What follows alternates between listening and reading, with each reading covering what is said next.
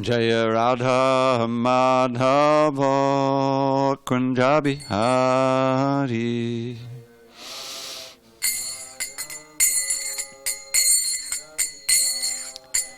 Jaya Radha Madhava Kunja Bihari.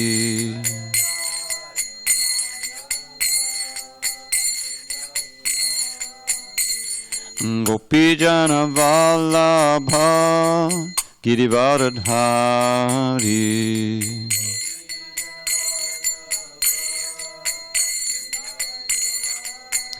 Jai Gopijana Vallabha Girivardhari.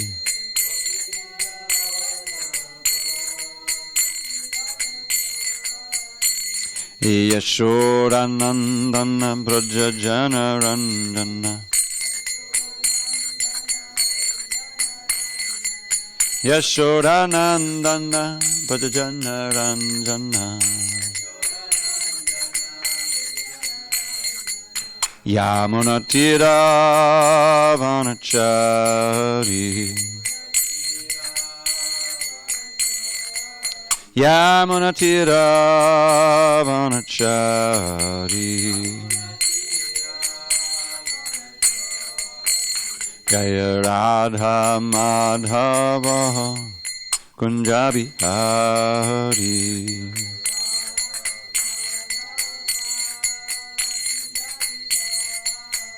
Jaya Radha Madhava Kunja Bihari.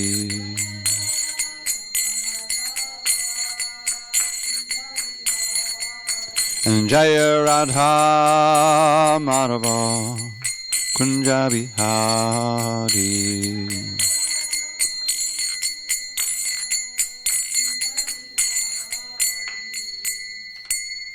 Jai Vishnupad Paramahamsa Parudika Church Ashtotar to the Srimad, His Divine Grace Srila A.C. Bhaktivedanta Swami Prabhupada Ki Jai. ISKCON BBT Founder Acharya Srila Prabhupada Ki Jai. Jai Om Vishnupad Paramahamsa Parudika Church Ashtotar to the Srimad, His Divine Grace Srila Bhakti Siddhanta Saraswati Thakur Ki Jai. Ananta Koti Vaishnavinda Ki Jai. Namacharya Srila Haridas Thakur Ki Jai. Kuntaraj srimadbhagavatam Ki Jai. Samaveda Bhakta Vrinda Ki Jai. All glories to the assembled devotees. All glories to the assembled devotees. All glories to the assembled devotees. All glory to Shri Guru and Gauranga. Okay, thought I had that other one, but I guess not. Narayanam namaskritya Narang chaiva narottamam Devim Saraswatim Vyasam Tato Jayamudiried. Before reciting the Srimad Bhagavatam, which is our very means of conquest, we should offer our respectful obeisances unto Lord Narayan, the Supreme Personality of Godhead, unto Narayan Rishi, the supermost human being, unto Mother Saraswati, the goddess of learning, unto Srila Vyasadeva, the author, and unto Srila Prabhupada, the translator, commentator, and our spiritual master. Nashta prayesha bhadreshu nityam bhagavata sevaya bhagavatyuttama shloke bhakti bhavati naishtiki. By regular attendance in classes on Srimad Bhagavatam and by rendering devotional service to the pure devotee, all that is inauspicious within the heart is destroyed almost to nil, and loving devotion to the Supreme Lord, who is glorified in transcendental songs, is established as an irrevocable fact. Did I do Om Namo? I don't think I did Om Namo. Om Namo Bhagavate Vasudevaya. Om Namo Bhagavate Vasudevaya. Om Namo Bhagavate Vasudevaya. On this 15th day of January 2020 in SanDiego, we're reading from Srimad Bhagavatam, translation and commentary by His Divine Grace A.C. Bhaktivedanta Swami Prabhupada. And we were in Canto 4 entitled The Creation of the Fourth Order, Chapter 22, Prithu Maharaj's meeting with the four Kumaras, text number 4. Also, this is the disappeared stay of JayadevaGoswami, so we're going to read something about him at the end. Gauravadyantvita sabhya prashvayanata vidivat pujayang chakre vihitadyarhanasanan Gauravadyantvita sabhya prashvayanata vidivat pujayam chakre vihitadyarhanasanan Gauravadyantvita sabhya prashvayanata vidivat pujayam chakre grihitadyarhanasanan.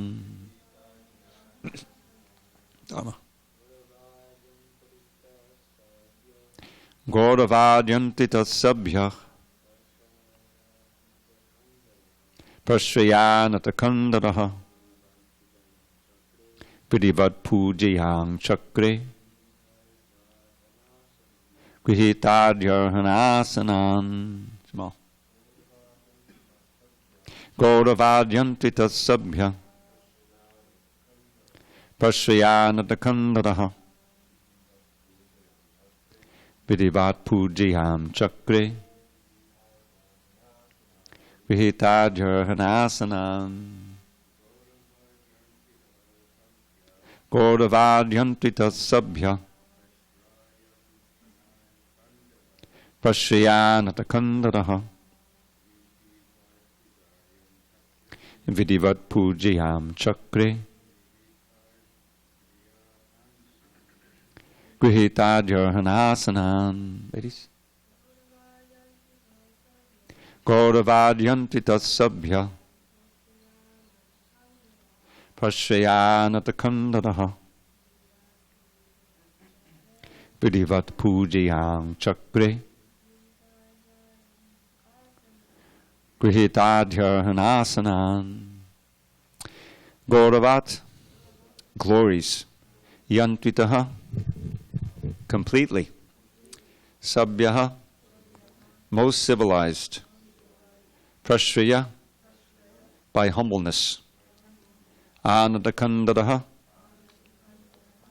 bowing down his shoulder, vidivat, according to the instructions of the Shastra, pujayam, by worshipping, chakre, performed, grihita, accepting, adhi, including, arhana, paraphernalia for reception, asanan, sitting places. Translation. When the great sages accepted their reception according to the instructions of the Shastras and finally took their seats offered by the king, influenced by the glories of the sages, immediately bowed down. Thus he worshipped the four Kumaras. Purport. The four Kumaras are parampara spiritual masters of the Vaishnava Sampradaya. Out of the four Sampradayas, namely Brahma Sampradaya, Shri Sampradaya, Kumara Sampradaya, and Rudra Sampradaya, the disciplic succession of spiritual master to disciple known as the Kumara Sampradaya is coming down from the four Kumaras. So Prithu Maharaj was very respectful to the Sampradaya Acharyas. As it is said by Srila Vishwanath Chakravarti Thakur, Sakshad Haritvena Samasta Shastrai. A spiritual master, or the Parampara Acharya, should be respected exactly like the Supreme Personality of Godhead. The word vidivat is significant in this verse. This means that Prithu Maharaj also strictly followed the injunctions of the Shastra in receiving a spiritual master or Acharya of the transcendental disciplic succession. Whenever an Acharya is seen, one should immediately bow down before him. Pritha Maharaj did this properly. Therefore, the words used here are prashriyanata kandhara. Out of humility, he bowed down before the Kumars. Om jnana timarandasya jnananjana shalakya chakshu unmilitam mena tasmai shri gurave namaha. I was born in the darkness of ignorance, but my spiritual master Srila Prabhupada opened my eyes with the torchlight of knowledge. I offer my humble obeisance unto him and all members of Sri Parampara, the disciplic succession. So, as you may have noticed in the Hare Krishna movement, there's a lot of bowing down. We bow down when we come into the temple, we bow down to the other devotees, we bow down to Srila Prabhupada, we bow down to deities. It always seems like there's another occasion coming up for bowing down. And I, fairly recently, maybe it's been about a few months now, I was reading this book translated by my good friend Gopi Pranadhana Prabhu, dearly departed, who is called the Krishna Leela Stava by Sanatana Goswami. It's a beautiful book. It really reviews in quite good detail, summarizes Krishna's pastimes from the 10th canto, from Vrindavan, Leela pastimes, the 10th canto. And woven in to each of the pastimes is an obeisance. He's telling the pastime, Namaha, Namaha, I bow down to Krishna who did this and this and this. And I think there's 108 obeisances in there. And you can't switch the microphone. You'll see why. Try it. You'll see. Try it.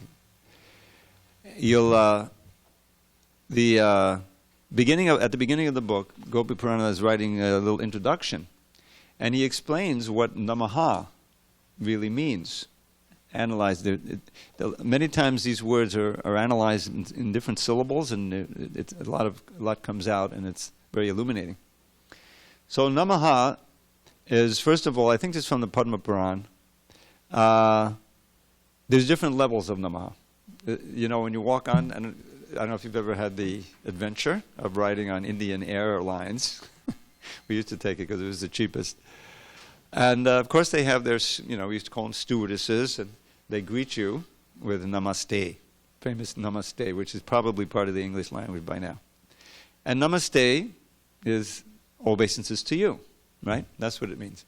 But it doesn't really have any deep meaning. It's more or less hello, welcome, nice to see you, and it's traditional, cultural. So it's kind of just the pale reflection of actual obeisances. Then serious obeisance begins when you actually get down, and like the ladies do, and we often do, with the bend, That's serious obeisances, but it's not complete obeisances. The complete obeisance is the dandavat, like a stick. That's what dandavat means. And there's a certain number of different parts of the body that are meant to be touching the floor and everything.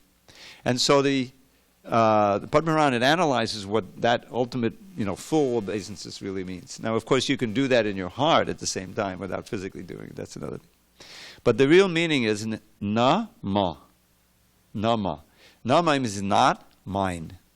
Not mine. What's not mine? This body. Body, mind, everything. I'm offering it to you. Who? To the exalted souls. Whether it's the Supreme Soul, Krishna, or the spiritual master. Or even to other exalted Vaishnavas. May not be one spiritual master. That's why Vancha Kalpatarubhishcha, we offer to all the other devotees. And because the whole idea in bhakti is getting away from this egotistical sense that what's in it for me? How can I enjoy it? How can I exploit like that? That's the false ego, which is summarized in aham mameti. There's all these nice little phrases that it's nice to know. Aham mameti. Iti serves as kind of a word. It's often sometimes a quotation mark in Sanskrit. So it means I'm thinking. I and my. I am this body and mind. And the things in relation to this body and mind that I can control, they're mine for my pleasure. I and my. This is the essence of false ego, false sense of self. Why false? Because ultimately, nothing is ours. Everything is given to us by Krishna. What does it say, beginning of the Ishopanishad? This one we should know. We should memorize. Isha vasamidam sarvam yakincha jagat jam jagat tena chaktena bunjeta magvada kassa svidhanam. Ishavasam, everything is owned and controlled by the Isha, the Supreme Lord, the Supreme Controller. Yatkincha jagat yam jagat, everything in existence. We are entitled to our quota for our maintenance, but don't try to possess more than that. Because it doesn't say it in the verse, but in the purport, right? Then you become a thief. And indeed, in the end of this purport, he says this is the root cause of all of the strife within the world between nations and everyone. Everyone is claiming more and more of God's property and trying to hold it from others or exploiting others to get it and all these things. So here we see an example of bowing down to the most exalted souls, these four Kumaras. And Prabhupada brings out the king influenced by the glories of the sages. So he's inspired by these glories of these four Kumaras. I think we explained their position yesterday, or the last time I gave class. And they're the original sons of Brahma. And they're known to be Shakti-avesh. Avesh means infused. And with what? With power, Shakti. In other words, they're empowered incarnations. And this is a certain class of incarnations. They're not God, they're not Vishnu Tattva, they're jivas, but very, very empowered by the Lord. And the different kinds of Shakti-vesh avatars, they're empowered with various kinds of Shakti. Narada Muni is empowered with the Bhakti Shakti. Means that whoever he meets, wherever he goes, he gives Bhakti exactly suitable for the candidate. He's meeting the thief, not the thief, the hunter. What's his name? Say it again. Yes, thank you. Because years is one of these mispronunciations that took root in ISKCON, and it just became Mrigrari. It somehow sounds, it flows off the tongue easier. Mrigrari, but that R shouldn't be there. Mrigari. Mrig means animal. Ari means enemy. Enemy of the animals. That's what Mrigari means. So every hunter is Mrigari, So he's a hunter. How's he going to preach to the hunter? That's kind of a low class of people, right? So at first he doesn't try to preach, right? He just says, okay, look. He's recognized the hunter was respectful because it's Narada Muni.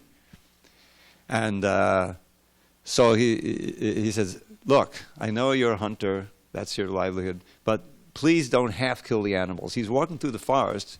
Narada Muni's walking there with his Veena, and he sees these animals writhing in agony in different places in the forest. It was horrible. He just hurts us. Who could have done this? So he's Mrigari. So he says, yeah, that's the way I was trained by my father. We always do that, like that. So Narada Muni takes up the task of turning this enemy of the animals into a devotee. Not easy, It's almost like trying to preach in New York City in 1965. So anyway... So, what's the best way to capture the attention of this hunter?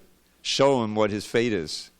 So with mystic power, he showed him that those very animals who he's killed are just waiting in the next life, to torment him and rip his flesh apart and everything. There's hell's where that happens. So he's got the hunter's attention, So how can I get this relieved? How can I get free from this? So now Muni says, well, you have to surrender to Krishna. And the first thing you have to do is break your bow and trust in that I'll provide everything for you. So this is the moment of truth. This is the moment of surrender. And he does it. So that, and then he teaches him basic principles of bhakti. And he says, don't worry, you just give everything you have to the Brahmins and the Vaishnavas, and you sit there over in that hut there, you get a little hut with your wife, and you just chant Hare Krishna. I'll provide everything. So... So he does it, and he becomes the famous Vaishnav, It's a miracle. So people come and give all kinds of gifts, bags of rice and everything. So later on, Narada Muni comes back with Parvat Muni, his friend, to show, the power of bhakti for transforming character. And I think, it's a famous story. And from afar, there's Mrigari. He's no longer Mrigari, known as Mrigari. And he sees Narada, and he's very happy to see his guru. It's appropriate because now he's respecting him as he should be expected, and he gets up, he's so excited, he's switching, he's swirling his chadar. And he wants to offer the obeisance, but he can't because there's ants there. So he takes the chadar and swishes them away, finally offers obeisance. So the Kumaras, they're empowered with Jnana Shakti. You see, they're especially empowered with Jnana Shakti because now they've been transformed.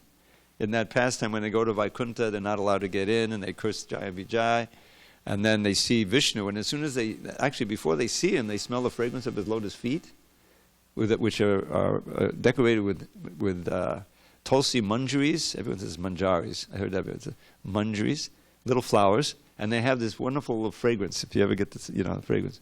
So they smell that mixed with the lotus, the natural fragrance of his lotus feet, and they undergo a transformation. There's a verse like that in the third canto. Tasyada Vindanayanasa, I forget exactly the Sanskrit. And they become bhaktas. And as soon as they do, they repent for having cursed Jaya and Vijay. They're devotees. What have we done? And so there's a verse which I memorized, but I don't have it all now. My dear Lord, we're surely going to hell for what we've done. But please give us this one benediction, that all of our words will be sanctified by glorifying you, just as Tulsi is sanctified by being offered to your lotus feet. That our hands and other organs will be purified by doing your service, and that our ears will always be filled with your glories. This is a nice prayer. So they underwent a transformation, and now they have the Gyan Shakti, but they're also obviously teaching Bhakti wherever they go. So now here we're reading about King Prithu. He is also empowered. Shakti Vesh, Pala Shakti. Who can guess what Pala Shakti means? I'm sorry? Yeah, rulership. That's what kings do. That's their main duty, is to protect the citizens. And of course, as described here, to see that they're doing their duty within Varnashram and everything is right. So he's the ideal king. He's exalted as he's done so much to revive. The earth wasn't giving that whole pastime. And he's making sure they're likely engaged, and he's propagating devotional service. So the whole point of this verse and purport is Prabhupada is pointing out, first he names the four sampradayas, Brahma Sampradaya. Now we're part of the Brahma Sampradaya. The Brahma Sampradaya was the leading light in the Brahma Sampradaya before Lord Chaitanya and before Madhavendra Puri, it was Madhvacharya. He was a staunch, very intelligent. He's known for fighting the Mayavadis. So you see him in the pictures. You'll have like this. There's two. We're not one. We're never one with the Lord. And he was very powerful. He was physically, he was an incarnation of the wind god. And I remember some stories about him. One time he ate 3,000 bananas at one sitting. And they asked him, "How did you do that?" He said, "Well, I have a little flame in my stomach that digests everything. I can eat as much as I want." Another time he's crossing, he comes to a river with his disciples, and there's no bridge and there's no boatman. So he just walks into the river across the river, they're underneath, and then he walks out. He empowered his followers to breathe underwater, and there he went. He had powers. But his main power was in defeating the impersonalists, the Mayavadis, fighting, converting them. The way that Prabhupada describes this, because this is something you learn over time, is that you have the Vedas, and the Vedas are vast, and as we know, there's part of the Vedas that are karma kanda, that are really meant for those who want to be elevated in the material world. And so they can go to the heavenly planets if they perform all the sacrifices. Krishna calls it the pushpitam vacham, the flowery words of the Vedas, which describe the wonders you can enjoy in the heavenly planets. And people think that's what the Vedas are, and we have to perform these sacrifices. So within the Vedas, there's also as you hear, Ashramedha means there's a horse sacrifice a horse. So there's all kinds of regulations for that, who does that, and what the result is that the animal gets a new body and so is renewed. So there's some also provision for Gomeda, for killing old cows and giving a new body. Prabhupada said to test the mantras they would do. So this was, as Kali Yuga progressed, these passages were misused and employed for mass cow slaughter. So Buddha comes along, He's also an incarnation. He's in the Dasha avatars.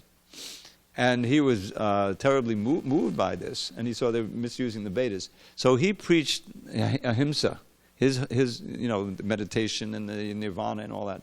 But the practice, it centers around this ahimsa, non-violence, no cow slaughter. But in order to do that, he discarded the Vedas. He's not based on the Vedas, it's based on his own words. Prabhupada said he tricked them, his followers, because he's an incarnation of God. So he's preaching, there's no God, everything's void, just worship me. So they worshipped him, but in doing so, they're worshiping God. So, there's that going on. So, when, as time progressed, the great acharyas like Madhva and Ramanuja Acharya, they saw that, well, we have to reinstitute the authority of the Vedas. Shankaracharya came first.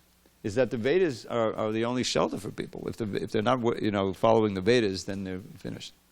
So he preached a covered Buddhism in the form of Mayavad. Mayavad, Buddhists basically say the ultimate reality is void, is nothing. The Mayavadis say, no, the ultimate reality is Brahman, but it has no features. That's where the Nirvishesha comes in our Nirvishesha Shunyavadi. Shunyavadi, that's the Buddhism. Shunya means voidism. Vadi simply means a philosophy.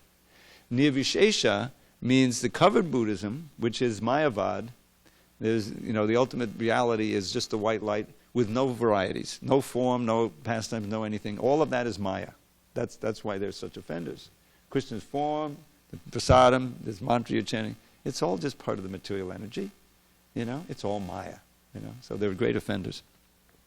But Shankaracharya was instructed, Shiva was instructed to appear as Shankaracharya to preach Mayavad in order to reestablish the authority of the Vedas.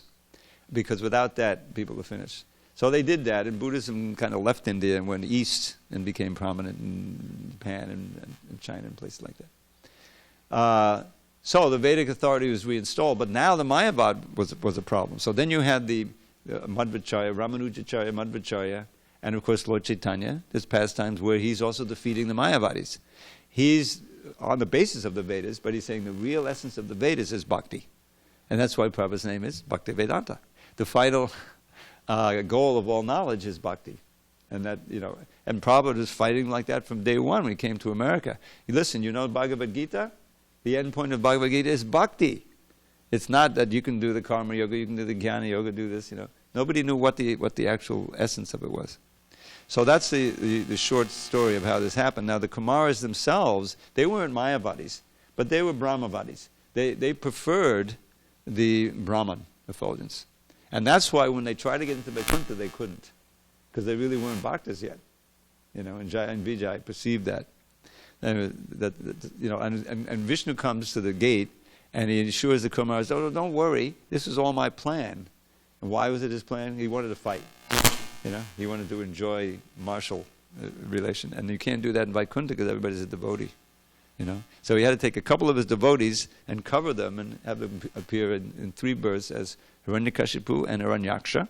They were the first big demons. And then he could, fight as Varaha and Shringadev. And then as Ravana and Kumbhakarna. Ravana's brother was Kumbhakarna, big monstrous demon who was cursed to sleep half the year at one point. He would wake up at one point very hungry, and they feed him all kinds of meat. So that was the other incarnation. And Ravana, of course, was killed by Ram. I think Kumbhakarna was killed by Lakshman. And then they appeared as the third pair. Balaram, you know this. Who tried to marry Rukmini first before Krishna saved him? Shishupal and Dantabhakra. And they were both killed by Krishna. So some say, as Jaya and Vijay also were a special 4th incarnation. Not Jaya and Vijay. Jagai Madai. Anyway, now we're reading about the Kumaras, and they're coming. They have their own sampradaya, and part of there's 4 of them. It's good to know we're Brahma sampradaya. So within Brahma sampradaya came Madhva. Now Madhva wasn't worshiping Radha Krishna; it was Lakshmi Narayan, But within the Madhva sampradaya came Madhavendra Puri. Madhavendra Puri introduced this Radha Krishna worship into the Madhva sampradaya. And that's why Lord Chaitanya, when he wanted to show by example that you should take an initiation, he took initiation from Ishvara Puri, who was a disciple of Madhavendra Puri. You see, because he was going to complete Madhavendra Puri's introduction of Radha Krishna and show the highest levels of separation from Krishna in the mood of Radharani. So that's why when it was the Brahma Madhva Gaudiya Sampradaya. That's the official name of it. And you'll see that at the beginning of Krishna book, Prabhupada has introduction. Brahma Madhva Gaudiya. But the main thing is Brahma. It's one of the four main sampradayas. So now Prabhupada references what we sing every day when we come to Mangalarti. Sakshad Harit Vena Samasta Shastra Uktastata Bhavyadeva Sadbi. That all of the Shastra and the Sadbi, Sadbis means the saints, the realized saints, they declare that this Haritva, that suffix is very important. Because I remember early days, working on Back to God, and devotees would write articles, and he said, "Oh, he's God," He said, "No, he's not God." Prabhupada there's this whole pastime where he, back at 26 Second Avenue, everything was being introduced, and so at one point Prabhupada said one should see the spiritual master as God, and then he went up to his room, and everyone was just stunned. He says, all this time he's been talking that only God is God, and the spiritual master is his servant. Now he was God, and our minds are blown. This is the 60s. We're blown up. Our minds are blown. What to do?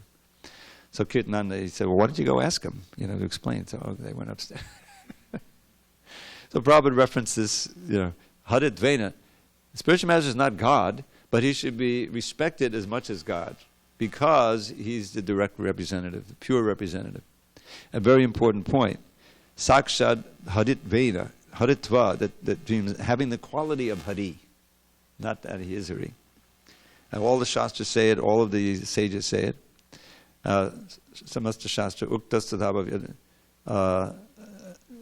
Sakshad Harit Vena Samasta Shastra, Uktastadhabha Vitayeva Sadvi, Kintu Bhavoya Priyavatasi. So he's worshipped as good as God because he's the dearmost servant of God. That's the idea, you see. And then the last verse, which is really like an essential understanding. Yasya prasada bhagavat prasada. By the mercy of the Acharya, one can get the mercy of Krishna. Without his mercy, there's no way of advancing. And the example is given, Prabhupada gave so many times.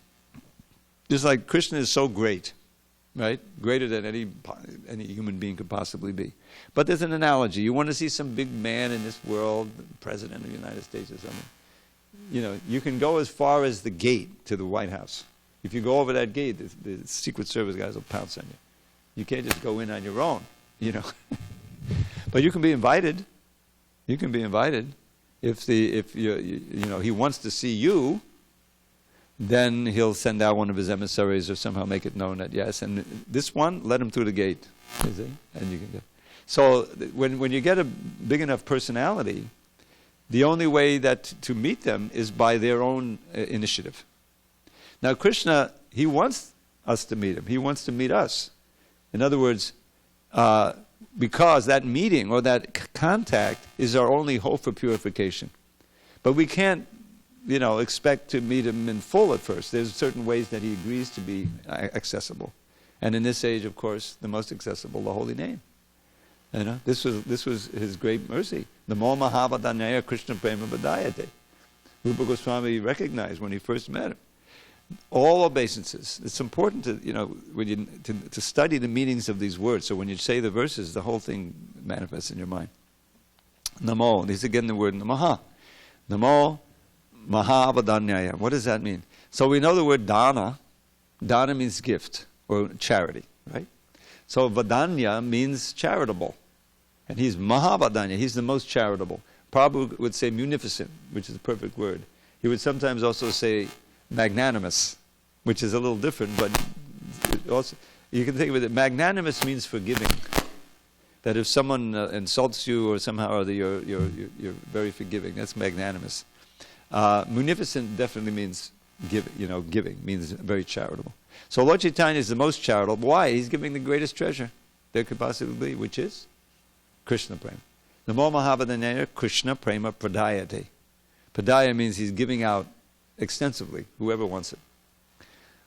How lucky we are, In other words, what does that mean? if you go in the Bhagavad Gita, look at the 6th chapter, Okay, if you really want to experience what's there in text 20 to 23, experience the highest happiness, when you achieve it, you'll think there's no greater goal, and being in this state, you'll be able to tolerate the greatest misery. This is really the perfection of yoga. Okay, but what about the previous verses? All right, go alone to a sacred place, sit down there, complete celibacy, speak exactly like this. You don't sit like that, it's not qualified. The tension between the eyebrows, practice pranayama. Who's going to really do that, for what it takes to control the mind? And as Arjun says, it's more like controlling the wind. It's really not possible. So that's one thing. Then of course there's all of the complications of karma yoga. I mean, all the sacrifices you have to learn how to perform and everything. And even bhakti yoga, as Krishna presents it, surrender unto me and I'll protect you. And he demands that. Otherwise you're condemned. Well, we're trying to surrender to Krishna. That's what it is. But really, what Lord Chaitanya says, just come on, dance and chant with us. Come on, chant. He's not making any prerequisites, right? He's going out in the Jagannath Ratha Yatra. Thousands of people come. There's no person standing there. Do you qualify, for the kirtan? No, everybody's just coming and kirtan. Now, of course, when you get into the kirtan, which is essential, that we should fully participate, then you realize, yes, but due to our conditioning, there's a whole process by which we can chant purely. The whole thing is to try to chant purely, those four regular principles and the 10 offenses like that. And that really enables us to become situated on the platform of bhava and prema. So there's a process. But nobody is barred. And it's most practical and actually susukam, happily and joyfully performed when we take it properly. So that was, Lord Krishna's strategy. He appeared in that sampradaya as a great devotee. He's Krishna himself, and following Madhavendra Puri, who everyone worshipped. I mean, Advaita Acharya was a disciple of Madhavendra Puri, so I think Nityananda also took initiation, or maybe they met anyway. But so that's our sampradaya. The other sampradayas, especially the Sri sampradaya, we share so much with them. Ramanuja sampradaya. There's one of my old friends in Krishna consciousness. When ISKCON kind of went through a rough period in the 80s, he took shelter of one of the places in India where the Sri sampradaya is there. And he was welcome there, and he was worshiping Krishna because they share so much with us. So these sampradayas, you have to be part of. Without, what is it? Sampradaya vihinane mantraste nishpalamata. Without belonging to one of the sampradayas, whatever mantra you're chanting is not going to bear fruit. It has to come in the line. And this is something we need to understand also about our own commitment, is that we're I mean, Srila Prabhupada is not the only acharya, coming down from Bhaktisiddhanta and Bhaktivinoda Thakur. That's true. There are other branches, or bona fide branches. But for us, like this is a pastime, very illustrative. Near the beginning, Srila Prabhupada had some health crises, as you know. In '67 May, at the end of May, which was Memorial Day, the devotees thought he was leaving his body, he was supposed to come down for a program, and instead he fell back on his bed, and he had a semi-stroke, or a heart attack, but I think it was a stroke. Anyway, he had to go. Eventually went to the hospital. Devotees would chant. There were only a handful of devotees on the West Coast. He had gone to San Francisco and started that center, and came back to New York. And they were chanting constantly, 24 hours a day, So Prabhupada, he survived, obviously. There's a whole pastime how he escaped from the hospital. They wanted to keep him there, and they rolled him out. It's an amazing story. So then he needed to recover, So he needed sun. So okay, we'll go to it's May. It should be sunny. He goes to New Jersey, not enough sun, He goes to California, to Stinson Beach, I think it was, which is somewhat north of San Francisco. And he stayed there for a while. During the first Rath Yatra, he was there, and the devotees came and told him about it, I think they drove the truck up. It was in a truck. They didn't have any carts, So, but there wasn't enough sun, so he decided to go back to India. So when he decided to go back to India, one of the devotees, I won't name who, asked him, logical question, because this fledgling society is just coming, and the devotees are really, experiencing the nectar of Krishna consciousness, and they want to continue. Srila Prabhupada, what happens if you don't come back? Should we have one of your godbrothers come? And so Prabhupada didn't say anything, and then I think he saw a little tear coming down his eye. And all Prabhupada says is, "Oh, my spiritual master saved me," And suddenly the devotee realized, "Oh boy, this was a big mistake to ask that question," And so the idea is that the relationship with the spiritual master is very intimate and essential, and the proper way of receiving, this is what this is all about, receiving the Acharya. You remember the previous verse where Prithu was so ecstatic, that he couldn't help himself. You know what I mean? It was like spontaneous glorification and greeting. What was the wording there? The king, with all his officers, because they're also very pure, when they arrived, they very hastily got up, as anxiously as a conditioned soul whose senses are immediately attracted by the modes of nature. So in other words, in our conditioned state, we're spontaneously attracted to something that's very pleasurable.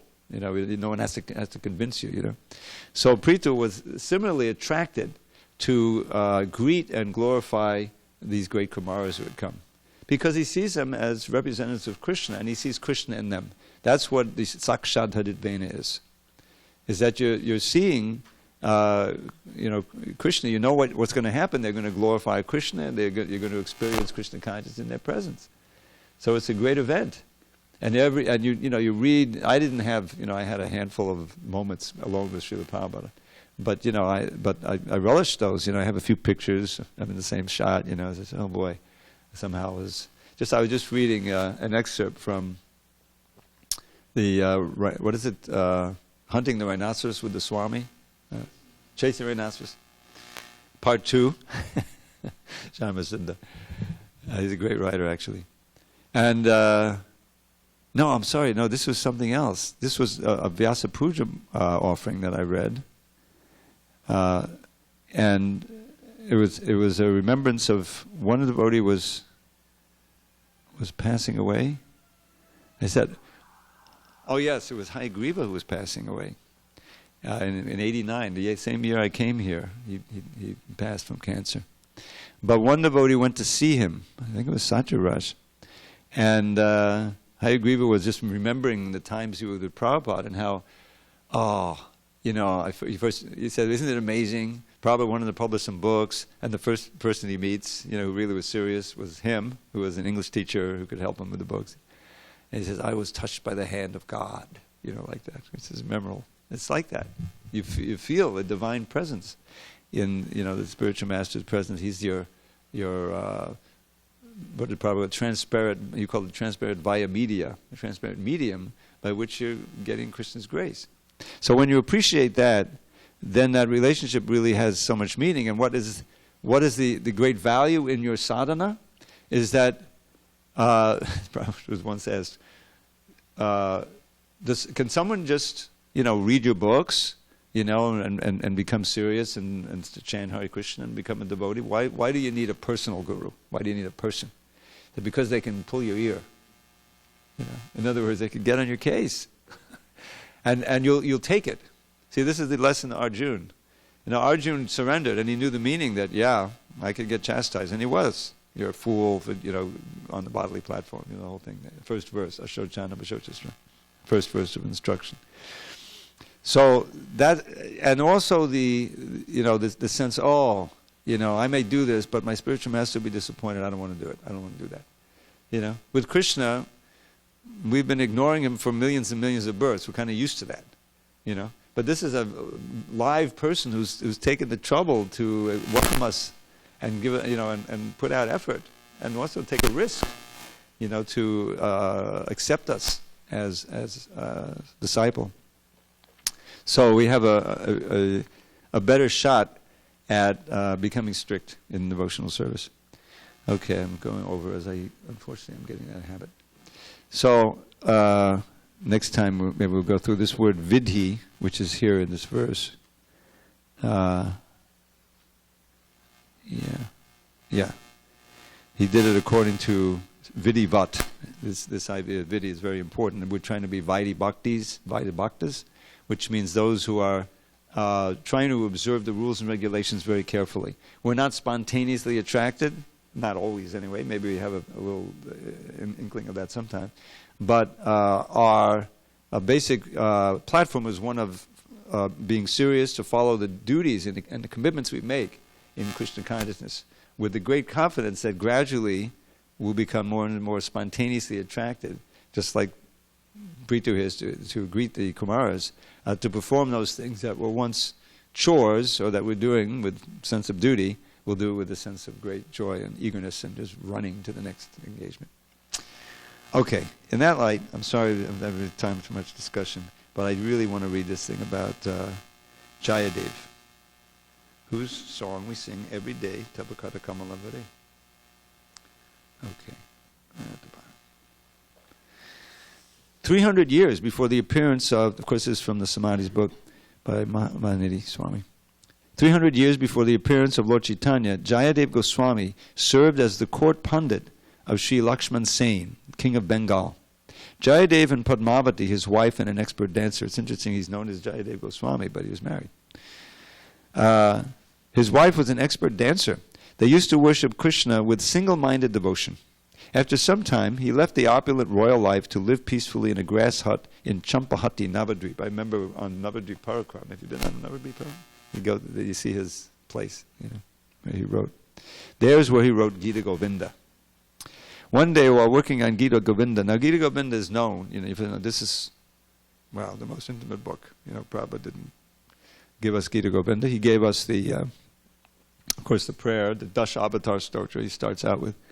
There was one song included in the very first song, what came out in 1973 from the Gita Govinda. Prabhupada said, no, take that song out, it's too intimate. One day while working on the Gita Govinda, Jayadev felt inspired to write, Krishna bows down to touch the lotus feet of Srimati Radharani. Actually, what he's really writing here, because this is not, he's praying, my dear Radharani, won't you place your feet on my head? So he was hesitant to say something which might diminish Lord Krishna's position as the Supreme Personality of Godhead. In other words, he was a little hesitant to write that. He went to refresh himself with a Ganges bath before honoring Radha Madhava's Mahaprasadam. In his absence, Krishna himself, disguised as Jayadev, wrote a line in the Gita Govinda, Dehi Padapalavamudaram. Dehi Padapalavamudaram, which you can read it in the Gita Govinda, which means, please put their lotus feet on my head. Give me the charity of your lotus feet. Be merciful. The Lord also accepted prasadam from Padmavati. Upon returning, Jayadev was astonished to see the line. Understanding the mystery, he was also astonished to see that his wife was eating. Because, in the Vedic culture, the ladies eat after the husband, So she had fed what she thought was Jayadev, was actually Krishna, given his lunch, dinner. And then Krishna Jayadev must have left, gone out. So then she takes her lunch, and this isn't part, he didn't give that part, he got too long with that. So she explained, understanding the mystery, so upon returning, Jayadev was astonished to see the line. So she explained to him, yes, you were writing, and then I gave you your dinner, and then you went out. What's the problem? You came back. No, I didn't. I was still bathing in the Ganges. So then he goes over to see the line written, and the line was there, Dehi Padapalavamudaram. He cried in spiritual joy and said, Padmavati, we're most fortunate. Sri Krishna himself has written the line, Dehi Padapalavamudaram, and taken prasadam from your hand. Gita Govinda expresses the intense feelings of separation that Radhika felt before the rasa dance. It also describes the most intimate pastimes of Radha Shamasundar. During Lord Chaitanya's Gambhira Leela, that's where he was in Jagannath Puri, he just stayed there for 12 years. Gambhira was a little place that Kashi Mishra had near the temple. When he first arrived, Kashi Mishra said, okay, you can stay at my place, and he stayed there whenever he was in Jagannath Puri. So after traveling here and there and eventually settling, he stayed in that. You can still see it. If you go to Puri, I saw it. It's a very small room. you know. Then they have his shoes and everything. It's amazing. So he would thoroughly relish hearing the Gita Govinda sung daily by Swarup Damodar and Mukunda. The author Jayadeva Goswami describes Gita Govinda: whatever is delightful in varieties of music, whatever is graceful in fine strains of poetry, whatever is exquisite in the sweet art of love, let the happy and wise learn from the songs of Jayadeva. After finishing Gita Govinda, Jayadeva visited Vrindavan and then lived his last in Jagannath Puri. He introduced daily reading of Gita Govinda in the temple for the pleasure of Lord Jagannath. His samadhi is in the 64 areas. Now, it's not only daily reading. My understanding is that when Lord Chaitanya was there, and maybe going on to this day, there was a whole dramatic presentation of Gita Govinda. And you even had certain ladies who were trained from young age to do the dancing, you know. There's a thing going on every night of the Gita Govinda. So it's very much integrated into the culture of puja of Jagannath. That's all I have time for. Any questions, you can write me. I'll try to write them on email. They're trying to work out something so that the audience can write questions and I can have a little thing. You know, we'll see if they actually do that. All glories to Srila Prabhupada. Haribol.